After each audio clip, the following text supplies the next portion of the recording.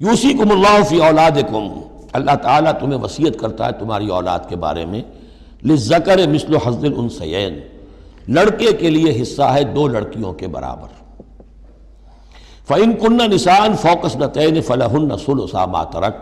اور اگر صرف بیٹیاں ہی بیٹیاں ہوں اور دو یا دو سے زائد ہوں تو ان کو 2/3 میں حصہ ملے گا۔ وَإِن كَانَتْ وَاحِدَةً فَلَهَا النِّصْفُ، اور اگر ایک ہی بیٹی ہے تو اسے آدھا ملے گا۔ ظاہر بات ہے بیٹا ایک ہی وارث ہوگا تو پورے کا وارث ہو جائے گا، تو جب بیٹی کا حصہ بیٹے سے آدھا ہے تو اگر ایک ہی بیٹی ہے تو اسے آدھی وراثت ملے گی، آدھی پھر اور لوگوں کو جائے گی، وہ ایک الگ حصہ ہے، معاملہ ہے۔ وَلِأَبَوَيْهِ لِكُلِّ وَاحِدٍ مِّنْهُمَا السُّدُسُ مِمَّا تَرَكَ إِن كَانَ لَهُ وَلَدٌ۔ اب یہ وراثت میں ایک تو ہے نیچے وراثت بیٹا بیٹی، اور ایک ہے اوپر والد والدین، جب اب وہ بھی زندہ ہیں، فوت ہوا ہے کوئی شخص، اس کے والدین یا والد یا والدہ دونوں میں سے کوئی ایک زندہ ہے، ان کا بھی حصہ ہے۔ وَلِأَبْوَيْهِ لِكُلِّ وَاحِدٍ مِّنْهُمَا، اس کے والدین کے لیے ہر ایک کے لیے ان میں سے چھٹا حصہ ہے اس کے ترکے میں سے، مما ترک ان کان لہو ولد، اگر اس کے اولاد ہے۔ ایک شخص لا ولد مر گیا ہے تو اور بات ہوگی، اولاد ہے تو چھٹا یعنی 1/3 حصہ والدین کو چلا گیا، 2/3 جو ہے اولاد میں تقسیم ہوگا۔ فَإِن لَمْ يَكُن لَهُ وَلَدٌ، اور اگر اس کی اولاد ہے ہی نہیں، لا ولد فوت ہو رہا ہے، وَوَرِثَهُ أَبَوَاهُ، اور اس کے وارث اس کے والدین ہی ہیں، فَلِأُمِّهِ الثُّلُثُ، تو ماں کو 1/3 اور باپ کو 2/3، وہی وہ مرد کا باپ ماں سے عورت سے دگنا ہو جائے گا۔ فَإِن كَانَ لَهُ إِخْوَةٌ، اور اگر اس کے بہن بھائی ہو، فَلِأُمِّهِ السُّدُسُ مِن بَعْدِ وَصِيَّةٍ يُوصِي بِهَا أَوْ دَيْنٍ، تو پھر ماں کا حصہ جو ہے وہ پھر اور کم ہو جائے گا، چھٹا حصہ رہ جائے گا ثلث کی بجائے، تاکہ باپ کی طرف سے تو پھر بھائیوں کو وراثت جا سکے گی اس کے، لیکن ساتھ فرما دیا من بعد وصیت یوصی بہا او دین، وراثت کی تقسیم سے پہلے دو کام کر لینے ہوں گے کہ اگر کوئی وصیت کی ہے اس وصیت کو پورا کیا جائے، اگر کوئی دین ہے جو فوت ہوا ہے اس پر کوئی قرض ہے وہ ادا کیا جائے، پھر جو ہے وراثت ادا ہوگی۔ من بعد وصیت یوصی بہا او دین،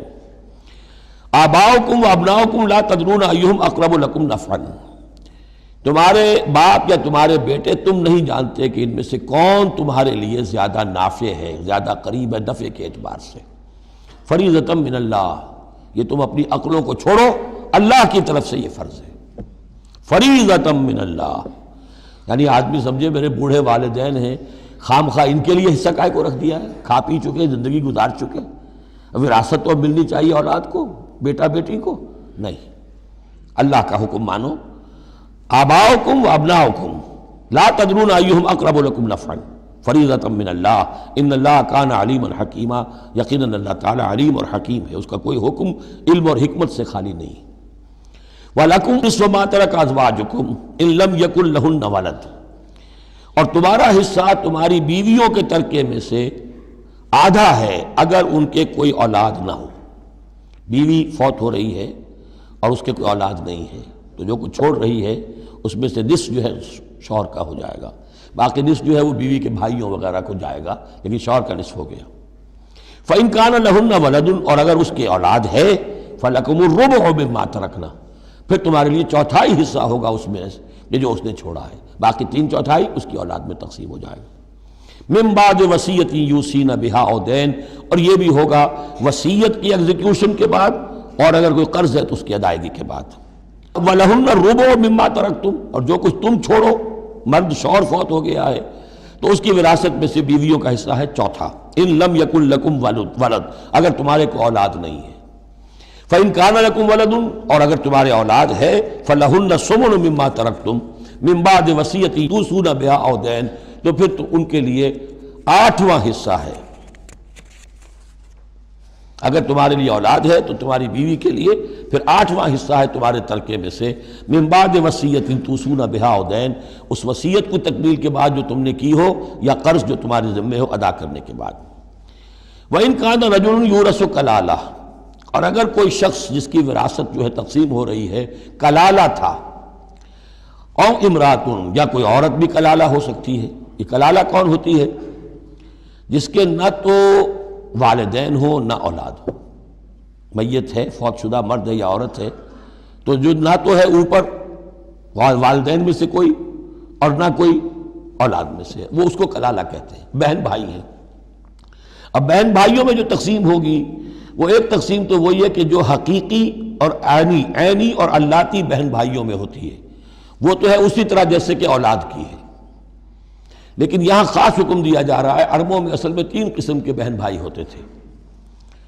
ایک عینی وہ ہے، باپ بھی وہی ہے مشترک، ماں بھی وہی ہے، جنہیں ہم حقیقی کہتے ہیں، ہمارے ہاں حقیقی بھائی حقیقی بہن، یعنی والدین دونوں مشترک ہیں۔ اللاتی کہ باپ ایک ہے اور مائیں جدا ہیں، لیکن عرب میں ان میں کوئی فرق نہیں تھا، وہ بھی حقیقی کہلاتے تھے۔ حکم جو ہے معاشرے کے اندر ان کے عینی اور اللاتی بہن بھائیوں کا ایک ہی تھا، کوئی فرق نہیں تھا۔ ان کے ہاں سوتیلا وہ کہلاتا تھا کہ ماں ایک ہو باپ اور ہو۔ ایک شخص کی اولاد تھی، وہ فوت ہو گیا، اب اس کی بیوی نے دوسری شادی کر لی ہے، اب اس سے بھی اولاد ہے، تو ماں تو ایک ہے، اولاد دو ہیں، 2 باپ سے ہیں، وہ کہلاتے ہیں کہ جو اخیافی ہیں۔ ان کا حکم دے رہا ہے کہ اگر کوئی شخص مرا ہے وہ کلالہ ہے، چاہے وہ مرد ہے یا عورت ہے، وَلَهُ أَخٌ أَوْ أُخْتٌ، اس کی ایک بہن ہے یا ایک بھائی ہے، فَلِكُلِّ وَاحِدٍ مِّنْهُمَا السُّدُسُ، تو ان میں سے ہر ایک کے لیے چھٹا حصہ ہے۔ فَإِنْ كَانُوا أَكْثَرَ مِنْ ذَلِكَ، اور اگر وہ اس سے زیادہ ہیں، فَهُمْ شُرَكَاءُ فِي الثُّلُثِ، پھر وہ 1/3 میں حصے دار رہیں گے، مِن بَعْدِ وَصِيَّةٍ يُوصَىٰ بِهَا أَوْ دَيْنٍ، یہی 2 شرطیں پھر ہیں، اس وصیت کو ایگزیکیوٹ کرنے کے بعد جو کی گئی ہو یا قرض کی ادائیگی کے بعد، غیر مضار، اور یہ سارا کام ایسے ہونا چاہیے کہ کسی کو ضرر پہنچانے کی نیت نہ ہو۔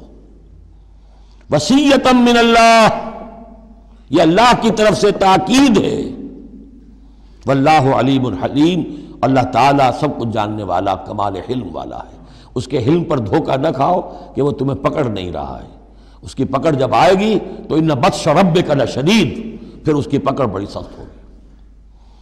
تلک حدود اللہ، یہ اللہ کے حدود ہیں۔ ومن یطع اللہ ورسولہ یدخلہ جنات تجری من تحتہا الانہار، جو اللہ اور اس کے رسول کی اطاعت کرے گا وہ داخل کرے گا انہیں ان باغات میں جن کے دامن میں ندیاں بہتی ہوں گی، خالدین فیہا، جس میں وہ ہمیشہ ہمیشہ رہیں گے، وذالک الفوز العظیم، اور یقیناً یہ بہت بڑی کامیابی ہے۔ ومن یعص اللہ ورسولہ ویتعدی حدودہ، اور جو کوئی نافرمانی کرے اللہ اور اس کے رسول کی اور تجاوز کرے اس کی حدود سے، یدخلہ نارا خالدا فیہا، اس کو وہ داخل کرے گا آگ میں جس میں وہ ہمیشہ ہمیشہ رہیں گے، وَلَهُ عذاب مہین، اور ان کے لیے عذاب مہین ہوگا، اہانت آمیز عذاب۔